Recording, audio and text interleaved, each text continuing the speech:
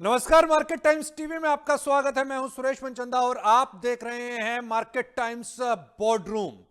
आज के commodity boardroom के अंदर में सोना, चांदी और कच्चे तेल के साथ साथ नेचुरल गैस की भी हम बात करेंगे।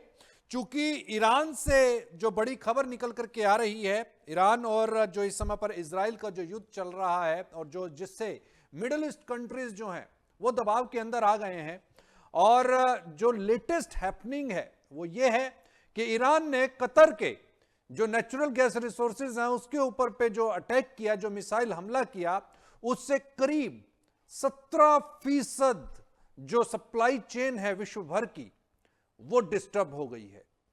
और ये डिस्टर्बेंस खास तौर के ऊपर पे यूरोप और एशियन बाजारों को प्रभावित करने जा रही है। साथ ही यह भी निकल करके आया है कि ये जो नुकसान हुआ है इसको इस लेवल पर वापस लाने में करीब करीब 5 साल का समय जाएगा। तो ये इतना बड़ा नुकसान है। और साथ ही कतर की इस रिफाइनरी से करीब 20 अरब डॉलर, जी 20 अरब डॉलर का सालाना रेवेन्यू जनरेट होता था। अब इस नुकसान की भरपाई और इसके साथ में जो ईरान के नेचुरल गैस रिसोर्सेज और ऑयल के जो रिसोर्सेज हैं उसके ऊपर पे अटैक हुआ। इसके साथ साथ में अदर कंट्रीज के ऊपर पे भी इस समय पर हम अटैक देख रहे हैं। जो इस समय पर एनर्जी संकट दुनिया के अंदर गहराता हुआ दिखाई दे रहा है, वो गहरा असर छोड़ सकता है और इसका इंपैक्ट कई सालों तक दिखाई देगा। और साथ ही हम यहां पर यह भी देख रहे हैं कि इसका जो रिवर्स इंपैक्ट है वो गोल्ड और सिल्वर के प्राइसेस के ऊपर हमें दिखाई दिया है। सोना और चांदी लगातार मुनाफा वसूली के दायरे के अंदर में है, गिरावट लगातार यहां पर बरपाई हुई है। सोने की अगर हम बात करें तो $5,000 के नीचे यथावत बना हुआ है। $4700 पर इस समय पर कारोबार हो रहा है। हालांकि आज इंटरनेशनल मार्केट्स के अंदर में करीब 2% की इस समय पर हम तेजी देख रहे हैं। वहीं चांदी की बात करें तो चांदी $75 के नीचे फिसली हुई है, $73 के आसपास कारोबार है। चांदी में भी फिलहाल 2% के आसपास की तेजी है, 2.5% की यहां पर बढ़ोतरी है। इसके अलावा अगर मैं बात करूं सबसे ज्यादा गहरा इंपैक्ट जो दिखाई दे रहा है वो है भारत के रुपए पर। भारत का रुपया लगातार यहां पर फिसलता हुआ देखने को मिला है। यहां पर भारत का रुपया 93, जो $1 की कीमत है भारत के अंदर में, उसकी अब कीमत $1 की हो गई है ₹93.28 का हाई लगाया है। फिलहाल ₹93.18 पर यह कारोबार करता हुआ दिखाई दे रहा है। हमारे साथ बोर्डरूम के अंदर में चर्चा में शामिल हो रहे हैं अनुज गुप्ता। आप सीनियर कमोडिटी एनालिस्ट हैं। अनुज, स्वागत है आपका बोर्डरूम में।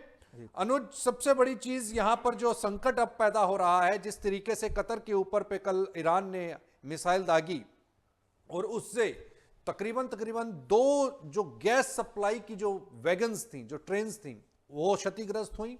इसके अलावा दुनिया को 17% की गैस सप्लाई, जिस यूं कहें कि आपके प्लांट से हो रही थी, वो प्लांट पूरी तरह से क्षतिग्रस्त हो गया है।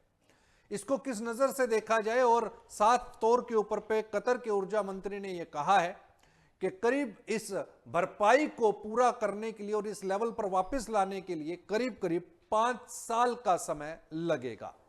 इसको किस दृष्टिकोण से देखा जाए? और युद्ध लगातार बढ़ रहा है। अमेरिका और इजराइल ने जैसा समझा था कि ईरान को चंद घंटों में, कुछ दिनों के अंदर, कुछ सप्ताहों के अंदर में घुटनों पर ला देंगे, तो ऐसा तो होता हुआ नजर नहीं आ रहा। बल्कि ईरान और ज्यादा आक्रामक हुआ है। उसने मिडिल ईस्ट कंट्रीज के अंदर में जो एनर्जी रिसोर्सेज हैं सीधा सीधा उनको उड़ाना शुरू कर दिया है। और दूसरी तरफ अब अमेरिका को देखिए। अमेरिका ने अब यह कह दिया है कि ईरान के ऑयल के ऊपर पे जो सैंक्शंस लगी हुई हैं उनको हटाया जाता है। इसके क्या मायने समझे जाएं?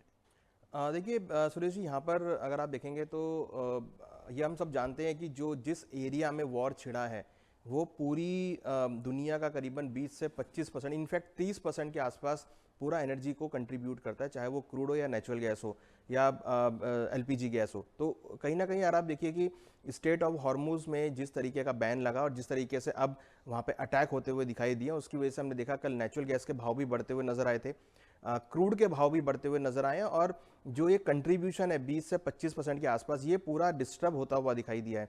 और देखिए ये जो 20 से 25% है, ये उन इकोनॉमीज के लिए है जो सबसे बड़ी इकोनॉमीज, कंज्यूमिंग इकोनॉमीज है, जो कि अगर आप देखेंगे तो इंडिया, चाइना, यहाँ अगर आप देखेंगे तो बांग्लादेश, यहाँ अगर देखेंगे तो पाकिस्तान, यहाँ अगर आप देखेंगे तो नेपाल, ये ऐसी ही है जहाँ पर बहुत बड़ी कंज्यूमिंग जो है इकोनॉमीज है। यहाँ पर कहीं ना कहीं इनका बहुत बड़ा कंज्यूम देखा जाता है, और इसकी वजह से हमने देखा कि जो ये डिस्ट्रप्शन हुआ उसकी वजह से क्रूड और नेचुरल गैस के भावों में तेजी बनती हुई दिखाई दी है। हालांकि अगर आप यूएस के डेटा देखेंगे, पर्टिकुलर जो लास्ट वीक हमने इस वीक में जो डेटा आते हुए देखे हैं, जिसमें क्रूड की इन्वेंट्री बहुत बड़ी है, नेचुरल गैस की इन्वेंट्री बहुत बड़ी है, बट उसके बावजूद भी जो ये डिस्ट्रप्शन आया है, ये सबसे बड़ा चैलेंजिंग है, क्योंकि इसकी वजह से हमने सभी एग्रीकल्चर कमोडिटी हो, चाहे एनर्जी सेगमेंट हो, चाहे करेंसी हो, सभी के अंदर हमने तेजी का ट्रेंड बनते हुए देखा है। मीन्स एक रुपी यहाँ पर वीक होता हुआ दिखाई दिया है। तो यहाँ अगर आप देखेंगे तो ये जो वॉर हुआ है, ये टोटली एनर्जी सेगमेंट के ऊपर होता हुआ दिख रहा है, और इसकी वजह से हम देख रहे हैं कि क्रूड और नेचुरल गैस के भाव बढ़ते हुए नजर आए हैं।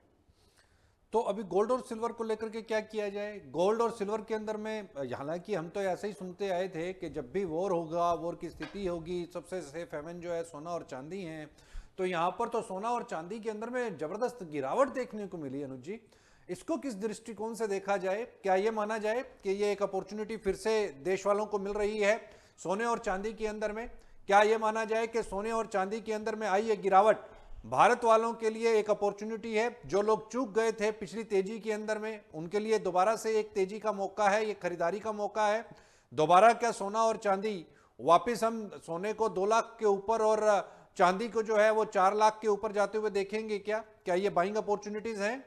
देखिए यहाँ पर ना एक जो कैलकुलेशन है वो इस बार डिफरेंट है, क्योंकि अगर हम बाकी जियो पॉलिटिकल टेंशन से इसको कंपेयर करें तो यहाँ पे जनरली हम देखते हैं कि जियो पॉलिटिकल टेंशन की वजह से क्रूड के भाव इतने नहीं बढ़ते हैं। अगर हम कोविड की देखें तो कोविड में -$40 हो गया था। अगर हम रशिया यूक्रेन वॉर देखें तो वहाँ भी उतना ज़्यादा मोमेंटम देखने को नहीं मिला था क्रूड के भावों में। बट इस बार जो टोटली वॉर है वो क्रूड को लेकर है, और ये देखिए जो यूएस और ईरान के बीच में जो वॉर हुआ था वो क्रूड के सैंक्शंस को लेके ही हुआ था, क्योंकि यूएस चाहता है कि भाई जो भी आप क्रूड ईरान से ले रहे हैं वो आप यूएस से लें या फिर उसके सपोर्टिंग कंट्री से लें, जिससे यूएस के अंदर आपको रेवेन्यू आता हुआ दिखाई दे। तो यहाँ पर यूएस ने ईरान के ऊपर सैंक्शंस लगाए थे, तो वहीं से अगर आप देखेंगे तो एक जो डिस्ट्रप्शन वो स्टार्ट हुआ था। अब देखिए यहाँ पर एक प्रॉब्लम यह है कि जो क्रूड का भाव बढ़े हैं उसकी वजह से इन्फ्लेशन यहाँ पर हिट हो सकता है। हाँ। और ग्लोबल इन्फ्लेशन 4.8 या 5% तक जा सकता है, जिसकी चिंता सभी सेंट्रल बैंक्स को है, और सेंट्रल बैंक जो है इस बार मॉनिटरिंग टाइटनिंग करने के मूड में है, और ऐसा लग रहा है कि शायद वो इस बार इस साल इंटरेस्ट रेट इंक्रीज कर सकते हैं। तो ये जो एक टेंशन है, ये इस चीज को गोल्ड यहाँ पर भुनाता हुआ नजर आ रहा है। हमने देखा कि अभी लेटेस्टली फेडरल रिजर्व का स्टेटमेंट आया था जहां पर उन्होंने इंटरेस्ट रेट सेम रखे हैं। प्लस उसके बाद अगर आप देखेंगे तो bank of Japan, bank of England, European central bank, bank of Switzerland, सभी ने अपने इंटरेस्ट रेट स्टेबल रखे हैं, और सभी ने ये स्टेटमेंट कहा है कि वो अभी जो इन्फ्लेशन है क्रूड की वजह से उसको देखेंगे, और हो सकता है कि मॉनिटरिंग टाइटनिंग करेंगे। अगर वो मॉनिटरी टाइटनिंग करते हैं तो कहीं ना कहीं इंटरेस्ट रेट बढ़ते हुए नजर आएंगे, जिसका इंपैक्ट हम गोल्ड सिल्वर पे देख रहे हैं। और हम देखा कल उसकी वजह से गोल्ड सिल्वर के भावों में बड़ी गिरावट देखने को मिली, जहां पर गोल्ड ने ऑलमोस्ट $45 और सिल्वर ने $66 का लेवल टेस्ट किया था। ओके। और नेचुरल गैस को लेकर के क्या लगता है? क्योंकि यूरोपियन देशों के अंदर तो ये संकट गहराता जा रहा है, और अगर हम यहाँ की भी बात करें, भारत की भी बात करें, तो लगातार छन छन करके जो अलग अलग शहरों से जो खबरें निकल करके आ रही हैं, उसको देखते हुए तो चिंता दिखाई दे रही है कि भाई ये अगर युद्ध थोड़ा सा और गहरा हुआ, हालांकि हमारे पास में पॉजिटिविटी ये दिखाई दे रही है कि कुछ जहाज़ जो हैं वो जरूर हार्मुज से निकले हैं भारत के लिए, लेकिन क्या आपको लगता है कि अगर जल्दी युद्ध शांत नहीं हुआ तो ये टाइटनेस यहाँ पर भी एक सिरदर्दी का सबब बनेगी? देखिए मुझे लगता नहीं है कि ऐसा सिचुएशन आएगी, क्योंकि ईरान के साथ जो डील हुई है वॉर के बाद भी, हमने उनके लिए मेडिसिन वगैरह वो सब कुछ डील्स हुई हैं, जो कि कहीं ना कहीं ये शो करता है कि ईरान अब हमारे जो जहाज है उसको शायद ना रोकेगा, और उनको जल्दी जल्दी वहाँ पर रिलीफ करता हुआ नजर आएगा। और यहाँ पर देखिए पूरा जो सिस्टम है वो यहाँ पर अब बनता हुआ नजर आ रहा है। हालांकि डिले जरूर हो सकता है, जहाज आने में टाइम लग सकता है, मोमेंटम स्लो हो सकता है, बट मुझे लगता है कि जिस तरीके से ईरान के साथ डील हो रहा है तो यहाँ पे जो शिपमेंट्स हैं वो यहाँ पर जल्दी आती हुई दिखाई देंगी और वैसी स्थिति यहाँ पर आती हुई नहीं दिखाई देगी। बट मुझे लगता है कि जिस तरीके से क्रूड के भाव बढ़े हैं वो डेफिनेटली थोड़ा सा इंडिया के लिए चिंता का विषय है, क्योंकि इंडिया की करंट अकाउंट बास्केट के अंदर अगर आप देखेंगे तो क्रूड 80% कंट्रीब्यूट करता है, और अगर क्रूड के भाव इंक्रीज होंगे तो वो डेफिनेटली इकोनॉमी के लिए सेटबैक होगा और कहीं ना कहीं रुपये यहाँ पर वीक होता हुआ दिखाई देगा। और इस समय पर क्या आपको लगता है कि भाई वाकई में अब ट्रंप को कहीं ना कहीं लगने लगा होगा कि ये मैंने क्या कर लिया, क्योंकि एनर्जी संकट विश्व भर के लिए पैदा हो गया है, और जो अभी कतर वाला जो एग्जाम्पल निकल करके सामने आया है, और जो सऊदी अरब के जो तेल रिसोर्सेज है उसके ऊपर पे जो अटैकिंग की खबरें निकल करके आई हैं ईरान की, तो कहीं ना कहीं ये तो साफ तौर के ऊपर पे जाहिर हो ही रहा है कि एनर्जी सेगमेंट जो है वो आने वाले समय के अंदर में मजबूती रख सकता है। क्या आपको लगता है कच्चा तेल $200 जा सकता है? देखिए, आपने बड़ा अच्छा सवाल पूछा और ये सभी लोग जानना चाह रहे हैं कि $200 जाएगा या नहीं जाएगा। हाँ। देखिए, $200 डेफिनेटली जा सकता है, क्योंकि जिस तरीके का मोमेंटम चल रहा है और जिस तरीके से सप्लाई यहाँ पे डिस्टर्ब है, अगर कोई भी बड़ा एस्केलेशन स्टेट ऑफ हॉर्मुज पे होता है, कोई भी शिपमेंट्स दोबारा से वहाँ पे रुकती हैं, या कोई बड़े अटैक जो है रिफाइनरीज के ऊपर होते हैं, हालांकि अरामको के ऊपर भी अटैक हुआ है बट उतना ज़्यादा भी डिस्ट्रप्शन नहीं हुआ है, बट हाँ, अगर कोई भी सप्लाई हॉल्ट होता है, कोई भी प्रोडक्शन हॉल्ट होता है, तो कहीं ना कहीं ये जो प्राइस का मोमेंटम है वो आगे कंटिन्यू होता हुआ दिखाई देगा। देखिए, यहाँ पे ट्रम्प ने बिल्कुल भी नहीं सोचा था कि ये जो वॉर है इतना बड़ा रूप ले लेगी, अब ये चौथे हफ्ते में जाती हुई दिखाई दे रही है। तो उनका ये था कि भाई 2-3 दिन में ये वॉर खत्म हो जाएगी, दो सब चीज़ें स्टेबल हो जाएंगी, बट यहाँ पर एस्केलेशन पूरा आता हुआ दिखाई दिया। इवन ईरान ये कह रहा है कि अगर उनको ये वॉर रोकना है तो यूएस को उसके लिए हर्जाना देना पड़ेगा, that would be in billion और मिलियंस काइंड ऑफ थिंग। तो मुझे लगता है कि वो बहुत बड़ा अमाउंट होगा जो कि यूएस के लिए शायद ना दे पाए, और कहीं ना कहीं यूएस नहीं देगा भी नहीं, क्योंकि वो चाहते नहीं कि वो बैकफुट पे आए, क्योंकि अगर यूएस ने इसको सेटल कर लिया तो यूएस का जो एक ग्लोबल पावर है वो वहां पर खराब होता हुआ दिखाई देगा। तो यहाँ पर आप देखिए, अब जो सिस्टम है वो बिल्कुल पावर को लेकर है, और हमें लगता है कि ये जो वॉर है ये अब धीरे धीरे थोड़ा सा कम तो होगा, मगर कहीं ना कहीं गृह युद्ध का ये रूप ले लेगा। लेकिन मुझे ऐसा लगता है कि गृह युद्ध नहीं है, बल्कि युद्ध जो है लंबा चल सकता है। रशिया और यूक्रेन के अंदर 4 साल हो गए इसको चलते हुए, वो अभी तक सेटल नहीं हुआ। एक तरफ तो ट्रम्प जो है वो शांति दूत बन रहे थे जी। और उनको नोबेल पुरस्कार चाहिए था, और नोबेल पुरस्कार इसलिए चाहिए था, और दूसरी तरफ ट्रम्प साहब ये कह रहे थे कि भी मैंने भारत और पाकिस्तान का युद्ध रुकवाया, नहीं तो 3.5 मिलियन जो लोग हैं वो मारे जाते। तो अब यहाँ पर इस युद्ध को वो खुद लंबा खींचते हुए दिखाई दे रहे हैं। मतलब वो ये कहते हैं कि भाई हम बुरे लोगों को मार रहे हैं। ये बुरे लोग और अच्छे लोगों का क्या पैमाना आप समझते हो? देखिए, कोई पैमाना नहीं है। जो लोग अपनी कंट्री में रह रहे हैं वो सब लोग अच्छे लोग हैं। अब उनके नज़र में अगर आप यहाँ से देखेंगे पाकिस्तान की तरफ या पाकिस्तान से इंडिया की तरफ देखेंगे तो हर कोई बोलेगा कि वो अच्छा नहीं है, वो अच्छा नहीं है। मगर कहीं ना कहीं अगर आप एक कंट्री में रह रहे हैं और अगर आप वहीं पर ही पैदा हुए हैं तो दैट इज़ कि वो सब अच्छे लोग हैं। देखिए, अब ये वॉर जो है ये बहुत भयानक रूप लेता हुआ दिखाई दे रहा है। आपने बिल्कुल ठीक कहा कि रशिया यूक्रेन वॉर को 4 साल हो गए हैं, और मुझे ध्यान है कि जब ईरान और इराक का युद्ध हुआ था वो भी करीबन 4 महीने चला था। तो अब ये जो सिचुएशन है ईरान की और यूएस की, दोनों काफ़ी स्ट्रॉन्ग कंट्री हैं और दोनों को कोई प्रॉब्लम नहीं है फाइनेंशियल साइड से भी। तो मुझे नहीं लगता कि ये युद्ध यहाँ पे जल्दी खत्म होता हुआ दिखाई देगा, और हो सकता है कि आगे चलकर ये युद्ध लंबा एस्केलेट होता हुआ दिखाई दे। हाँ, हो सकता है कि जो बमबारी है उस टाइप से वो थोड़ी कम हो जाएगी, मगर जो अटैक्स हैं वो यहाँ पर धीरे धीरे होते रहेंगे, जिससे दोनों ही इकोनॉमी एक प्रेशर में रहेंगी। तो मुझे लगता है कि अब ये जो सिलसिला है ना, ये थोड़ा सा लंबा चल सकता है। ये सिलसिला थोड़ा लंबा चल सकता है। अभी अगर हम ओवरऑल मार्केट के सिनेरियोज को देखते हैं तो क्योंकि बहुत सारी चीज़ों के ऊपर पे अनुज जी इम्पैक्ट पड़ा है। मैं ये देख रहा था कि जो प्लास्टिक है, क्योंकि प्लास्टिक दाना आपका इंपोर्ट नहीं हो पा रहा है, प्लास्टिक दाना भी आपका बाहर से आता है। अब प्लास्टिक दाना नहीं होने की वजह से तो देश के अंदर में प्लास्टिक कंपनियां हैं, उनके सामने भी एक संकट खड़ा हो गया है। गैस का भी संकट कंपनियों के सामने में खड़ा हो गया है। तो इसको किस नज़र से देखा जाए? प्लास्टिक दाना अवेलेबल नहीं है और प्लास्टिक से बने हुए उत्पाद यहाँ पर एस्केलेट कर सकते हैं, महंगे हो सकते हैं, ऐसी भी खबरें निकल करके आ रही हैं। क्योंकि जब प्लास्टिक दाना नहीं होगा तो प्लास्टिक की आप एक चेयर टेबल्स जो बड़ी पैमाने के अंदर बनती हैं वो कैसे आप मैन्युफैक्चर करेंगे? एक वहाँ पर भी संकट है। दूसरा, यूरिया को लेकर के भी एग्रीकल्चर सेक्टर के अंदर में, क्योंकि आप इंपोर्टिंग कंट्री हैं, आपका बाहर से ही यूरिया आता है, तो वो भी एक संकट खड़ा हो गया है। तीसरा, यहाँ पर ओवरऑल अगर सिनेरियोज को देखते हैं, चूंकि सोने और चांदी को अमूमन सेफ हेवन माना जा रहा था और ऐसे युद्ध के तनाव के अंदर में सोने और चांदी के साथ साथ में कच्चे तेल में भी आज हमने गिरावट देखी है। तो इस पूरे घटनाक्रम को, पूरे सिनेरियोस को किस नज़र से देखा जाए, और इस समय पर आपको क्या लगता है, क्या सोना और चांदी के अंदर में ये बॉटम लेवल्स के ऊपर पे खरीदारी कर ली जाए क्या? देखिए, जहाँ तक प्लास्टिक का सवाल है, जो भी आइटम पेट्रोकेमिकल से रिलेटेड है, सभी में हम देख रहे हैं कि कुछ ना कुछ जो टेंशन वाली बात है वो देखने को मिल रही है। प्लास्टिक के पॉलीथीन्स की जो प्राइसेस है वो यहाँ पर एस्केलेट हो सकते हैं क्योंकि सप्लाई नहीं आ पा रही है। तो ये डेफिनेटली तो क्लियर है कि जो भी आइटम पेट्रोकेमिकल से रिलेटेड है वो यहाँ पर कहीं ना कहीं इशू क्रिएट करता हुआ नजर आएगा। तो ये प्लास्टिक इंडस्ट्रीज के लिए एक बहुत बड़ा क्वेश्चन मार्क है कि किस तरीके से सप्लाई वो चालू करेंगे। जहाँ तक क्रूड का सवाल है, देखिए डेफिनेटली क्रूड के प्राइस बहुत इंक्रीज हुए हैं, मगर जो इन्वेंट्रीज बढ़ी है यूएस के अंदर वो यहाँ पर कहीं ना कहीं सपोर्ट करती हुई नजर आ रही है। अगर आप देखेंगे तो G7 countries, IEA plus OPEC plus member सभी यहाँ पे प्रोडक्शन बढ़ाने की बात कर रहे हैं। तो प्रोडक्शन बढ़ाने से कुछ होगा नहीं जब तक सप्लाई जो है वो नहीं आ पाएगी। अगर प्रोडक्शन बढ़ा भी दिया बट सप्लाई नहीं आ पाएगी तो उसका कोई बेनिफिट नहीं हो पाएगा। तो यहाँ पर हमें ध्यान दे रखना कि जो सप्लाईज है स्टेट ऑफ हॉर्मुज से वो वहाँ पर चलती हुई नजर आए और सप्लाई जो है वो यहाँ पर बनती हुई नजर आए, तो उससे काफी हद तक प्राइस कंट्रोल रहेंगे।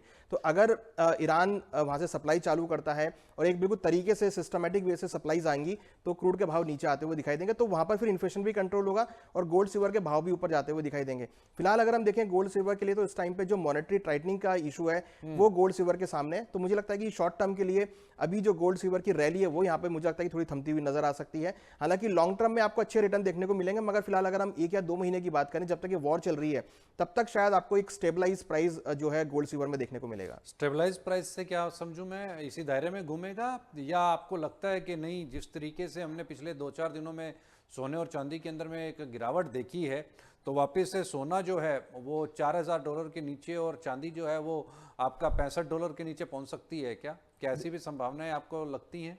देखिए, गोल्ड अगर आप देखेंगे तो कल हमने $4500 तक के लेवल देखे थे। तो मुझे यहाँ पर अगर हम रेंज की बात करें तो हमें लगता है कि 4200 से लेकर ऊपर में 5000 ये एक बड़ा रेंज हो सकता है जिसके अंदर गोल्ड का प्राइस ट्रेड हो सकता है। वहीं अगर सिल्वर की बात करें तो सिल्वर का भाव भी करीबन 50 से लेकर $80 के बीच का मोमेंटम दिखा सकता है। तो ये रेंज काफी बड़ी है, मगर जिस तरीके का मोमेंटम है, क्योंकि कल भी हमने देखा करीबन $300-350 की गिरावट गोल्ड में देखने को मिली थी और पिछले अगर आप 2 दिनों में देखेंगे तो करीबन $400 का जो गिरावट है वो गोल्ड में आ चुकी है। तो रेंज थोड़ी बड़ी हो गई है। और दूसरी बड़ी बात देखिए, एक्सचेंजेस में भी कुछ कुछ वॉल्यूम कम देखने को मिले हैं। रिटेल पार्टिसिपेंट एक्सिड मार्केट में उतना एग्रेसिवली काम नहीं कर रहा है। तो मुझे लगता है कि ये जो रेंज है ना, ये इस रेंज के अंदर भाव रह सकते हैं और अगर प्राइस $4000 के आसपास मिलेंगे तो वो एक अच्छा बाइंग अपॉर्चुनिटी होगा जहां पर खरीदारी का ट्रेड बनाया जा सकता है। और बेस मेटल्स को लेकर के आपको क्या लगता है, जिस तरीके का संकट यहाँ पर दिखाई दे रहा है और जो आपने इन्फ्लेशन का यहाँ पे डर बताया, तो उसको लेकर के क्या लगता है आपको, होम अप्लाइंसेज और इन सारी चीज़ों के आइटम्स की डिमांड जो है वो निकल करके आएगी? क्योंकि जब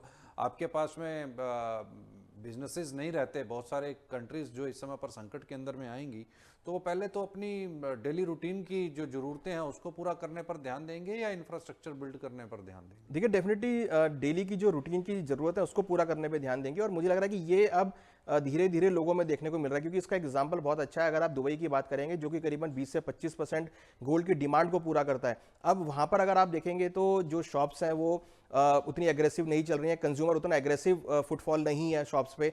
तो वहां पर अगर आप देखेंगे तो कुछ कुछ ज्वेलर्स ने $30 से $40 का डिस्काउंट गोल्ड पर आउंस के हिसाब से कर दिया है। तो इट मीन्स कि लोग अब उतनी एग्रेसिवली जो एट्रैक्टिव आइटम्स है या जो एक्सपेंसिव आइटम है या जो लाइफस्टाइल है उस पर ध्यान नहीं दे रहे हैं। लोग अभी केवल सर्वाइव करने के मोड में, जहां पर वो केवल कैश पे बैठना चाहते हैं। तो हम देख रहे हैं कि उसका भी एक एग्जांपल है। प्लस अगर आप देखेंगे तो जो चीजें रिक्वायरमेंट की नहीं है वहां पे काफी डिस्काउंट्स आपको देखने को मिल रहे हैं और जो फुटफॉल है वो अगर आप देखेंगे तो कहीं ना कहीं पहले के मुकाबले कम होता हुआ नजर आया है। हालांकि अगर हम सऊदी अरब की बात करें तो वहां पे ईद का माहौल है और वहां पर हम देखें तो वहां के बाजार अभी ठंडे पड़े हैं। तो इसकी वजह से ये एक इंडिकेशन है कि लोग अभी केवल सर्वाइव की स्थिति में, वो अभी एक्स्ट्रा कोई भी एक्सपेंस करना नहीं चाह रहे हैं। तो इससे हम देख रहे हैं कि जो बेस मेटल की डिमांड है, अगर आप कॉपर को देखेंगे, जिंक को देखेंगे, एल्यूमिनियम को देखेंगे, तो उनसे जो बने आइटम है वो भी सस्ते होते हुए दिखाई दिए हैं। प्लस उनकी जो डिमांड है, जो इंफ्रा की डिमांड है, वो भी वहां पे कम होती हुई दिखाई दी है। तो बेस मेटल्स में बाइंग पोजीशन बनानी चाहिए या अभी अवॉइड करना चाहिए, अभी वेट एंड वॉच करना चाहिए? देखिए, जिस तरीके से डॉलर इंडेक्स इंक्रीज हुआ है ये भी एक पहलू है। तो मुझे लगता है कि वेट एंड वॉच करना चाहिए। जितना रिक्वायरमेंट है उतना ही खरीदारी करें, उससे ज्यादा खरीदारी ना करें। मुझे नहीं लगता कि कोई ज्यादा तेजी यहाँ पर अभी आपको फिलहाल शॉर्ट टर्म में देखने को मिल सकती है। हो सकता है कि अगले महीने से आपको कुछ मोमेंटम देखने को मिले। अगर ये वॉर सुलझता है, वॉर कहीं भी पॉजिटिव नोट पे जाता है, तो फिर आपको डिमांड देखने को मिलेगी। तो फिर डिमांड देखने को मिल सकती है। कॉपर, जिंक, एल्यूमिनियम, लेड, अगर इनमें किसी को कोई पोजीशन बनानी है तो आपके लिए बेस्ट क्या पिक हो सकती है? देखिए मुझे लगता है कि यहाँ पर कॉपर ही रहेगा बेस्ट पिक के लिए, बट यहाँ पर हम लोअर लेवल पे खरीदारी की सलाह देंगे। करीबन 1060 के आसपास के लेवल मिले तो खरीदारी का ट्रेड बनाए। ऊपर में 1120 1130 तक के लेवल आ सकते हैं। नीचे अगर हम देखें तो 1020 काफी स्ट्रॉन्ग सपोर्ट है, जो कि as a stop loss use किया जा सकता है। और अगर जिन लोगों के घरों में अभी शादियां हैं या आने वाली हैं, उनको सोना और चांदी खरीदना चाहिए या अभी वेट एंड वॉच करना चाहिए? देखिए उनके लिए तो बहुत अच्छा मौका है, क्योंकि 4,20,000 का जिन्होंने लेवल देखा है उनके लिए अगर आप ये 2,20,000 के आसपास चांदी मिल रही है तो ऑलमोस्ट 50% डिस्काउंट में मिल रही है, तो डेफिनेटली लेना चाहिए। वहीं अगर आप गोल्ड को देखेंगे तो 1,80,000 का गोल्ड आप करीबन 1,40,000 के आसपास मिल रहा है, तो ये भी अच्छा डिस्काउंट है। तो शादी के लिए तो मुझे लगता है कि ऑलवेज आपको अगर रेट मिल रहे हैं अच्छे खासे, और देखिए यहाँ पर ये एक मौका भी है क्योंकि यहाँ पे कई ज्वेलर्स ने डिस्काउंट भी लगा रखे हैं। तो मुझे लगता है कि अगर आप मार्केट जा रहे हैं तो आप मार्केट को एक्सप्लोर करेंगे तो आपको अच्छे रेट्स जो है फिजिकल गोल्ड में मिल सकते हैं। कहीं ऐसा तो नहीं होगा कि सोना वापस से $60 60,000 रुपए के आसपास 75,000 रुपए के आसपास आ जाए, और चांदी भी 75,000 रुपए से, क्योंकि हमने इसको वापस से अपसाइड मोमेंटम की तरफ जाते हुए देखा है, चांदी भी कहीं 75,000 रुपए के आसपास आ जाए?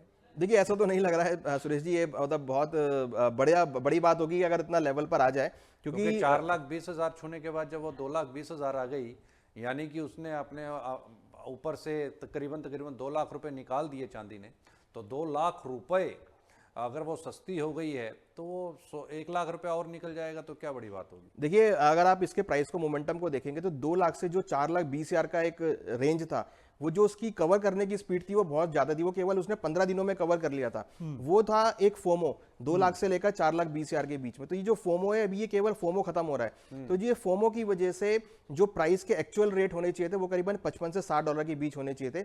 अगर ये प्राइस उस रेंज में आते हैं तो मुझे लगता है कि वो एक एक्चुअल रेंज होगी जहां पर आप खरीदारी कर सकते हैं। कि देखिए फोमो अलग चीज है। ये चांदी की आप बात कर रहे हैं, बिल्कुल चांदी की बात, $60 एक्चुअल प्राइस इस समय पर होना चाहिए, यही मान रहे हैं आप? बिल्कुल, क्योंकि तो यानी कि अभी ओवरबॉट जोन के अंदर में है, $75 के आसपास जो चांदी इस समय पर हम देख रहे हैं, तो आप मानते हैं कि $15 से $20 और निकल सकते हैं? बिल्कुल, मुझे लगता है कि $15 से $20 और निकल सकते हैं, और कहीं ना कहीं ये 2 लाख के आसपास सेटल होगा, 1,80,000 से 2 लाख के बीच में। देखिए कुछ चीजों की एक वैल्यू होती है, अगर आप डिमांड सप्लाई फैक्टर भी देखेंगे तो यहाँ पर सिल्वर की डिमांड बहुत बड़ी है, सप्लाई उतनी नहीं बढ़ पाई है। तो डिमांड सप्लाई के अकॉर्डिंग भी जो प्राइसेस है मुझे लगता है कि $55-60 के आसपास सेटल होने चाहिए। तो जिन लोगों ने चांदी उस समय पर ली थी एक इन्वेस्टमेंट टूल के तौर के ऊपर पे, और अचानक गिरावट आ गई, अब उन्हें क्या करना चाहिए? क्योंकि अगर और गिरेगी तो क्या वहां से खरीदारी करें, या फिर, क्योंकि अब तो ये ऐसा हो गया, क्योंकि हमने एक बार पहले करीब मुझे याद आता है 2008-9 के आसपास चांदी के अंदर एक रैली आई थी जी। और हमने प्राइजेस को 75,000 रुपए पर जाते हुए देखा था, और उसके बाद जो गिरावट आई 30,000 रुपए के आसपास वापस चांदी आ गई, और उसके बाद अब जा करके कहीं चांदी के अंदर हमने ये बुल रन आते हुए देखा था। करीब करीब आप ये ऐसा मानिए कि 2009 के बाद में 2026 के अंदर में 2025 के अंदर में वो रैली आती है, करीब 15 से 17 साल के बाद में हम वो उछाल देखते हैं। तो क्या ऐसा तो नहीं होगा कि 15 से 17 साल एक बार फिर से इनको इंतजार करना पड़ जाए, जिन्होंने अभी ताजा इन्वेस्टमेंट की चांदी में? नहीं देखिए ऐसा नहीं होगा, क्योंकि उस टाइम पे चांदी का जो यूसेज था वो खाली ऐसे सेफ हेवन था या बुलियन के तौर पे था, बट चांदी का जो अब यूज हुआ है वो बहुत इंक्रीज हो गया। एआई के अंदर बहुत बड़ा यूज होना स्टार्ट हुआ है, इलेक्ट्रिसिटी में बहुत यूज होना स्टार्ट हुआ है, सोलर पैनल में ऑलरेडी स्टार्ट है, तो काफी इंडस्ट्रियल जो यूसेज है वो इंक्रीज हुआ है। तो मुझे लगता नहीं है कि उतना बड़ा टाइम किसी को वेट करना पड़ेगा। हाँ हो सकता है कि शायद ये साल आपको जरूर वेट करना पड़े, बट हाँ क्योंकि जो इन्फ्लेशन का कंसर्न है वो यहाँ पे सबसे बड़ा पहलू है। बट हाँ अगर इन्फ्लेशन इंक्रीज होगा तो एज ए सेफ हेवन के तौर पर भी आपको गोल्ड के अंदर मोमेंटम देखने को मिलेगा। तो मुझे लगता है कि शायद आपको ये साल वेट करना पड़ेगा, बट अगले साल मींस मैं इस दिवाली तक भी मान के चल रहा हूँ कि वापस आपको लेवल्स आते हुए दिखाई देंगे। तो अब वापस आ सकते हैं लेवल्स? हाँ देखिए मुझे लगता है कि चांदी ऊपर में करीबन अगर हम बात करें तो ऊपर में अगेन 100 से लेकर $110 के आसपास दिवाली तक, और गोल्ड के अंदर आपको अगेन 5400 से लेकर 5500 हम एक्सपेक्ट कर रहे हैं कि वो लेवल आ सकते हैं। तो इसका मायना ये माना जाए कि जो भी गिरावट आती है उस पर खरीदारी करके चलें? बिल्कुल, मैं तो कह रहा हूं कि आप गोल्ड सिल्वर को इस तरीके से ना देखें कि भाई प्राइस नीचे आ गया है, आप इस तरीके से देखें कि प्राइस नीचे आया तो एक अपॉर्चुनिटी है खरीदारी करने के लिए। जिन्होंने खरीदारी नहीं करी है, जो फोमो की वजह से नहीं ले पाए, उनके लिए मौका है। जो हायर लेवल पे लोग जिन्होंने ले लिया है उनके लिए अगेन मौका है एवरेज करने के लिए और ऐड करने के लिए। ओके। और बाकी अगर मैं ओवरऑल इन्वेस्टमेंट के पॉइंट ऑफ व्यू से समझूं तो कच्चा तेल, नेचुरल गैस, बेस मेटल, सोना और चांदी, इनमें कौन सी कमोडिटी सबसे टॉप लगती है कंक्लूजन की तरफ? देखिए मुझे लगता है कि क्रूड ही रहेगा, क्योंकि नेचुरल गैस में डिमांड उतना नहीं है क्योंकि अभी समर सीजन है। बट हाँ, जैसे जैसे हम विंटर की सीजन की तरफ जाएंगे अगस्त सितंबर में, तो आपको नेचुरल गैस में मोमेंटम देखने को मिलेगा। बट यहाँ पर ये कि तब तक वॉर रहता है नहीं रहता, ये बड़ा क्वेश्चन है। बट अभी करंटली क्रूड के अंदर मोमेंटम हम देख रहे हैं, क्रूड अच्छा खासा मोमेंटम चल रहा है। तो क्रूड ये मुझे लगता है कि 8,500 काफी अच्छा सपोर्ट बना लिया है। तो जब भी प्राइस 8,500 8,600 के आसपास आएंगे तो वहां से अच्छा आपको मोमेंटम देखने को मिलेगा। और इसके साथ में मैं आपसे चलते चलते ये भी पूछना चाहूँगा, क्योंकि इस बार मॉनसून को लेकर के आपके पास में क्या अपडेट्स हैं और अल नीनो को लेकर के आपके पास क्या अपडेट? देखिए, अल नीनो का इम्पैक्ट यहाँ पर लग रहा है कि शायद इस बार आता हुआ दिखाई देगा, मगर कहीं ना कहीं अभी जो हमने मौसम में परिवर्तन देखा है, शायद हो सकता है कि आगे जो बारिशें थोड़ी डिले हो सकती हैं। और अल नीनो का फियर इस बार मार्केट में है। अब देखना है कि मई के महीने में, क्योंकि मई से आपको, अप्रैल के एंड से या मई से आपको कुछ कुछ दिखना चालू हो जाएगा केरल के तट पे कि किस तरीके का एनवायरमेंट है, तो ये देखना बाकी है। बट हाँ, इस बार लग रहा है कि शायद अल नीनो का इम्पैक्ट जो है वो यहाँ पे देखने को मिल सकता है। यानी अल नीनो का इम्पैक्ट अगर दिखाई देगा तो बारिशें कम हम समझ करके चले? देखिए, बारिशें कम हो सकती हैं और उसके साथ साथ जो इसका इम्पैक्ट जो है वो प्रोडक्टिविटी भी पड़ सकता है। प्रोडक्टिविटी के ऊपर भी दिखाई दे सकता है और उत्पादन कमजोर भी रह सकता है। बहुत बहुत शुक्रिया अनुज, आप स्टूडियो में आए और आपने तमाम जानकारियां हमारे साथ साझा की, हमारे दर्शकों के साथ साझा की, इसके लिए बहुत बहुत धन्यवाद। तो अनुज ने 2-3 चीज़ें यहाँ पर बड़ी स्पष्ट बताई। एक तो अपॉर्चुनिटी जो दिखाई देती है वो कच्चा तेल इस समय पर आपके पास में करंट उसके अंदर दिखाई देता है, और दूसरा जो यहाँ पर अपॉर्चुनिटीज दिखाई देती हैं गोल्ड और सिल्वर के अंदर में, क्योंकि अनुज का ऐसा मानना है कि अभी ये बॉटम प्राइसेज है, थोड़ा बहुत और करेक्ट हो सकता है बाजार, लेकिन यहाँ से वापस दीपावली तक, दीपावली 2026 तक हो सकता है कि चांदी एक बार फिर से $100 के लेवल को क्रॉस कर दे। तो यहां पर आपके पास में खरीदारी की एक अपॉर्चुनिटी दिखाई देती है, वहां पर जाकर के आप मुनाफा कमा सकते हैं। कहीं मत जाएं, देखते रहें मार्केट टाइम्स टीवी, क्योंकि इसी तरह की खबरों का सिलसिला बदस्तूर जारी है।